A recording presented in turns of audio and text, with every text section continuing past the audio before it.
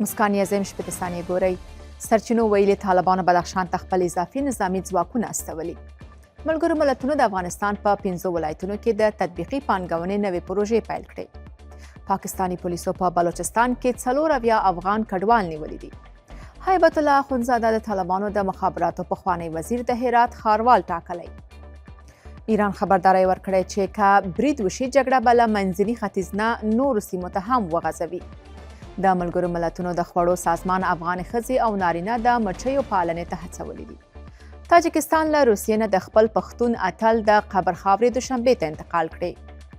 طالبانو د تیر جمهوریت نظام د دفاع وزارت مرستیال جنرال شورګل د 2 ښځو د قتل په تور نیولی. په کندهار کې د یو شمېر ماشومانو کورنۍ وایي چې ځینو خصوصي ښوونځیو او وړکتونونو کې د ماشومانو روغتیا ته پام نه کیږي. بلوچستان کې پر بار وړونکو لاریو د بریدونو په غبرګون کې ترانسپورټي شرکتونو کار بندیز وکړ.